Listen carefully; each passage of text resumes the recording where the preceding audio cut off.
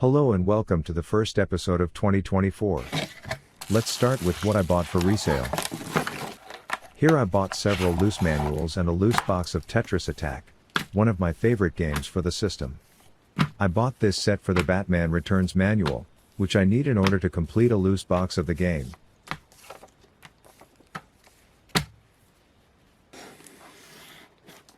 Man, this postman hates his job. What did he do to this parcel? Fuck it?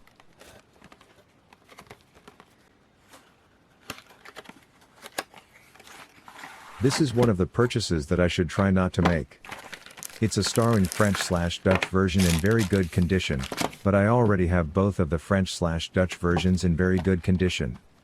What is this good for?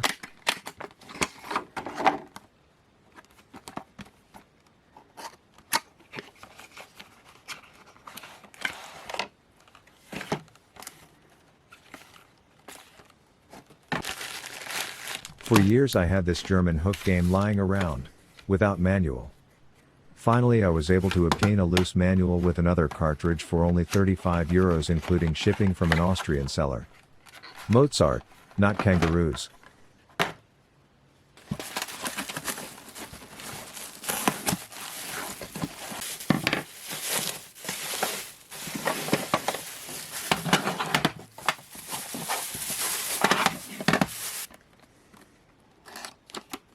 Sometimes when I am searching eBay, I find sellers who list their games at reasonable prices. For example, a Super Probotector cart for €20. If you want a cart for yourself, that's a good price. But if you want to make money on it, it's still too expensive, because of the shipping costs on the purchase, the shipping costs when selling it again, the time and risk taken, the eBay fees and taxes. So sometimes I watch people list their stuff at a reasonable price, but I won't buy, because I can't make money off of it for the reasons I just mentioned. And sometimes a seller like that lists something that I have to buy, because I need it for my collection or to complete an incomplete game, or because he picked a price that is too good to let it slip. Here I watched him list his games, and when I found the one game I had to buy, I bought several more of his. But even after buying, I am often not convinced that buying the items was a good decision. For example, this Super Mario World 2. I bought it, because it cost €25 only, but I didn't see that the box was in a horrible condition. So in hindsight I would better have not bought it. Mistakes were made. While I almost completely focus on Super Nintendo PAL, I sometimes get my hands on other stuff like this Zelda game for Game Boy. €70 for the game is quite a steal. I bid on this wrestling game, because I had already won another auction of the seller. It was the desperate attempt to force my luck. I already had the French/Dutch-1 of it and was hoping for it to be French/Dutch no-1, but it wasn't. The Batman Returns also is French/Dutch, it's the fourth copy that I have now, trying to sell the three worst conditions.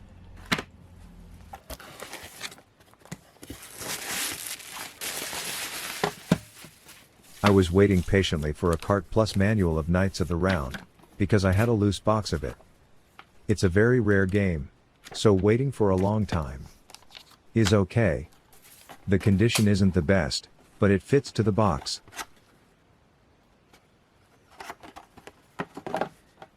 Who is the biggest friend of Knights of the Round? Correct. King of Dragons. Here I bought box and cart of it, knowing that there was another listing of cart plus manual.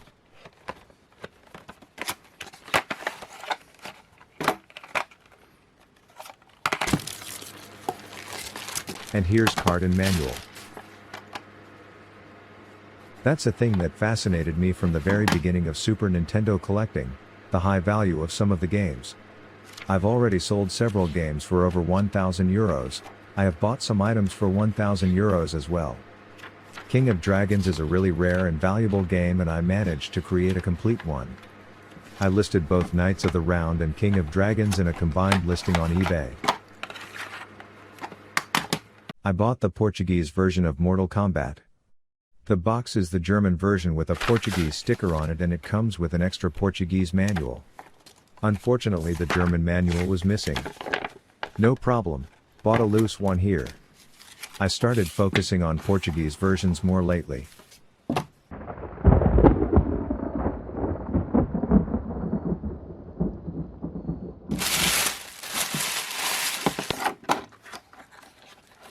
One of the hardest and probably impossible collecting goals of mine is to get all Scandinavian extra manuals. Some of them are really hard to find and very expensive. Sink or Swim or Mega Man X3 are very expensive. This one is easy, Smurfs Travel the World.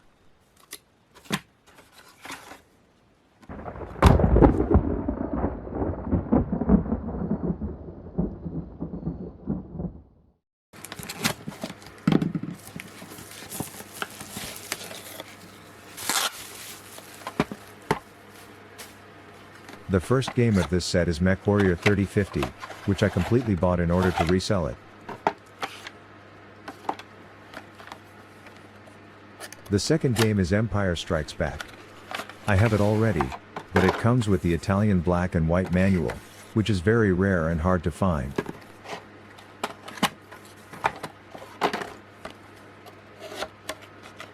The third game is the vanilla Star Wars, which I also already have and which doesn't come with the cart, but it comes with the Italian black and white manual for the Super Nintendo controller instead, which I didn't have, yet.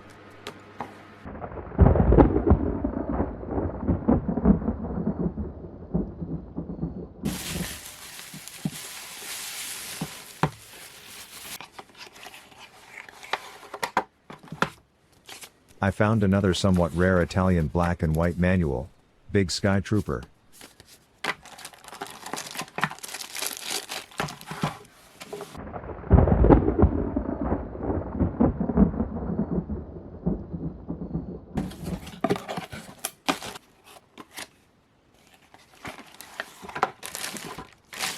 Sensible Soccer, Italian version. Great.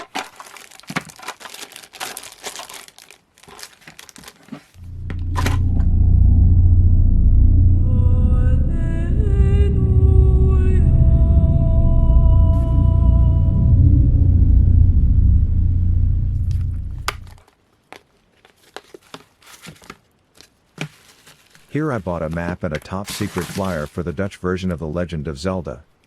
It's funny, because my Dutch No-1 was missing the map and my Dutch -1 was missing the top secrets. So now I completed both of them.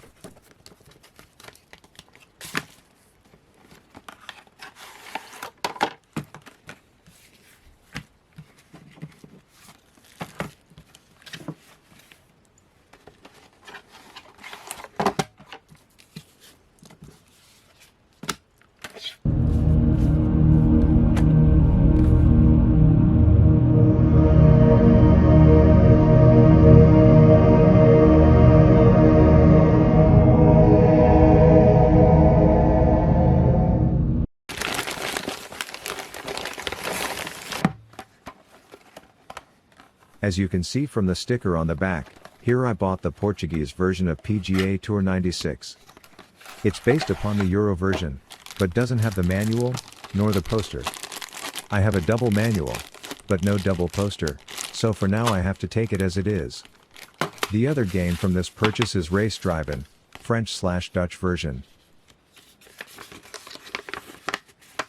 Here you can see the Portuguese extra manual, which are often several pages of paper. Racing games and sports games have always been a chore for me to collect, because I couldn't care less for them. But if you got a job to do, you've got to do it well, so I will collect them, too.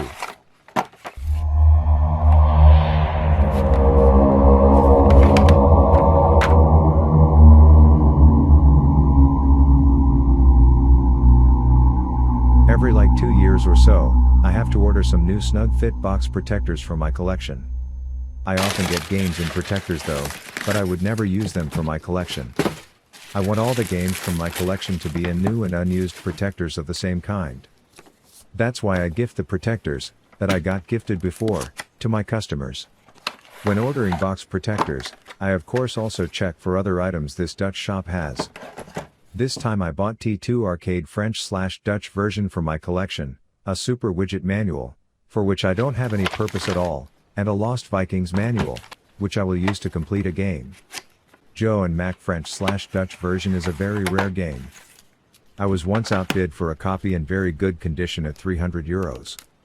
That was sick. This one, in a bit worse condition, cost me €163.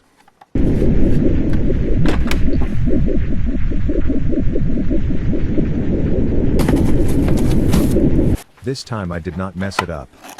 I checked before the purchase, whether Royal Rumble was French/Dutch-1 or not. So now I have both different versions. Usually I try not to buy games in such a bad condition like this Donkey Kong 2 is. But this is a very special and very rare edition of it, the St. Eve edition. It has a print on the front that says 97%. It's not a sticker. There is another game that has a St. Eve version, Yoshi's Island. The third game of this purchase is Super Air Diver, French/Dutch version. Rarest of the air divers. I bought all this from the French seller Retro Games Land. Very trustworthy guy.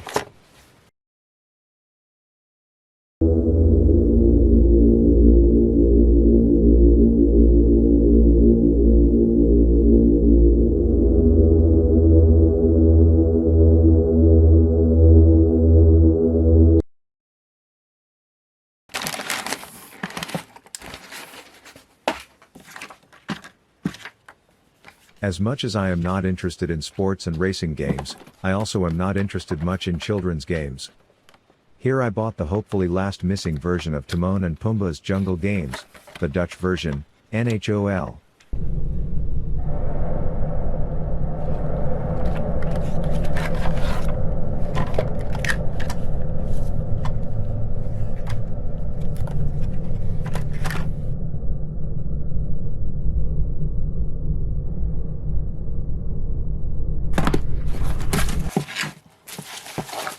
When I started collecting in late 2009, I collected literally everything.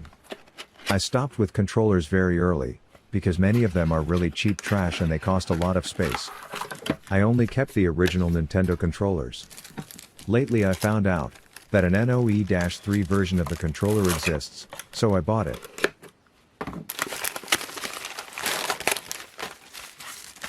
Would you look at this? This seller should start building bunkers or safety vests. He tried to pack this game, so that I wouldn't be able to unpack it. Let's talk about the contents. I was looking for the UKV-1 of Mortal Kombat for a long time. I knew it existed, because I had the UKV-2, so I assumed there must be a UKV-1. Unfortunately I found it in not the best condition. But for the beginning I am fine with it.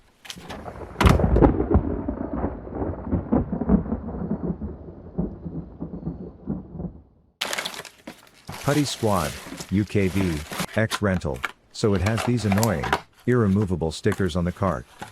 I never understood why people would put their cartridges from boxed games into extra plastic sleeves. Use original dust bags or just leave them the way they are. Fuckers.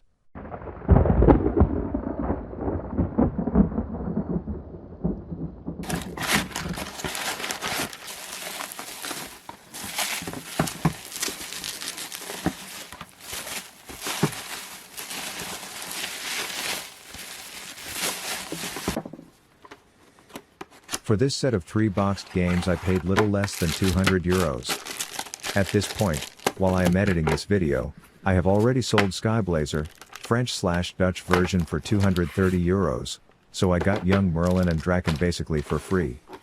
I already had Young Merlin UKV, but this came complete with the little leaflet, which I didn't have, yet. Draken is UKV, too, and I didn't have it as UKV, only as French/German version.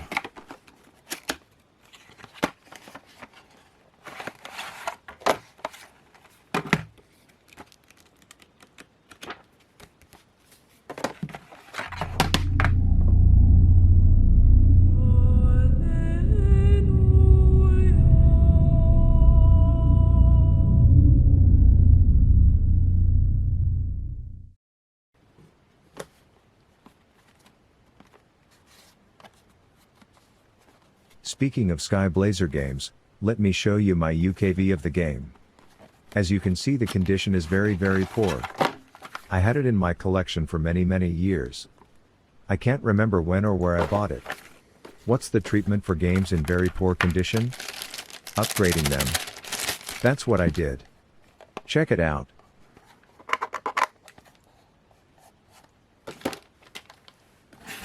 For the small price of €350 I bought this Sky Blazer in very good condition. It's not perfect, not at all, but still a huge jump in condition compared to my old one. I'll show you a side-by-side comparison of box, manual and cartridge now.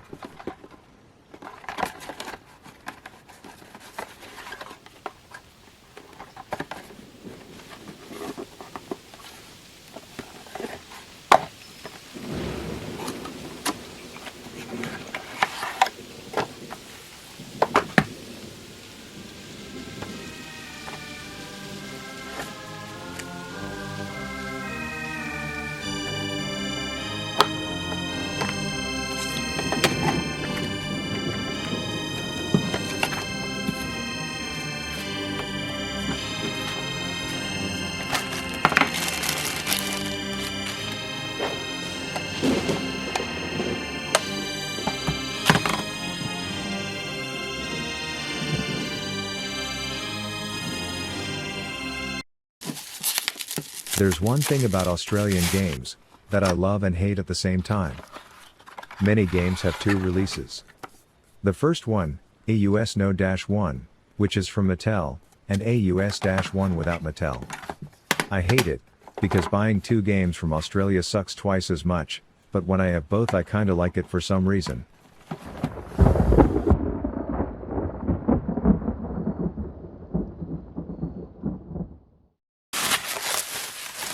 Some Australian games not only have a -1 version, but also a -2.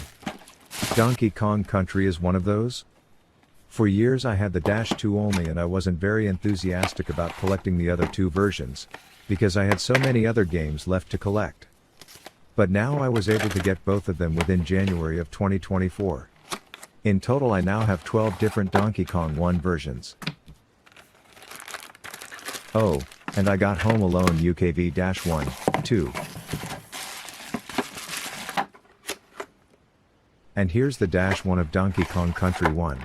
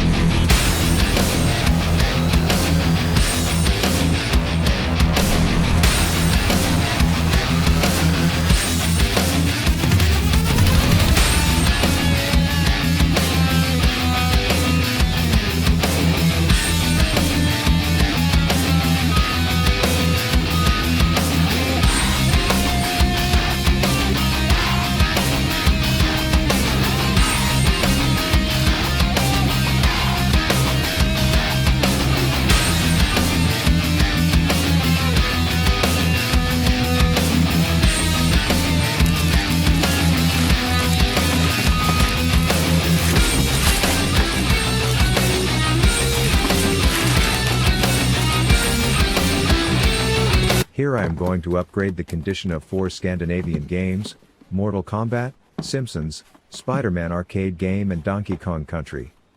I paid over €600 in total for all 4 games. Scandinavian games in very good condition are super expensive. I will show you the condition of both the old and the new games in detail. This will take some time. Enjoy it.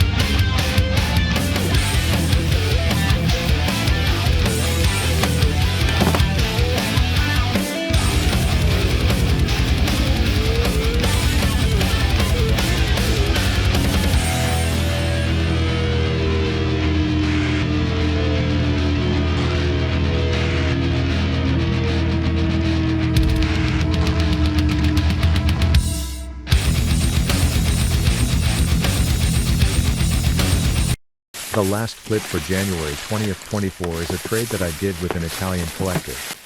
I've done several trades with him in the past. He's a really nice guy. I received 2 new games for my Super Nintendo collection, the Spanish version of Prince of Persia and the Italian version of RoboCop 3. Then I got a Nintendo 64 game for my collection. Off-Road Challenge. Then there's a condition upgrade in Donkey Kong Country GPS and an Italian black and white manual for Asterix. Secret of Evermore GPS, Magical Quest UKV and the boxed Game Boy Classic are for resale. He received Wolfenstein 3D UKV, Pocky and Rocky and Parodius, both German versions, Prince of Persia and Alien 3, both Italian versions. All complete boxed.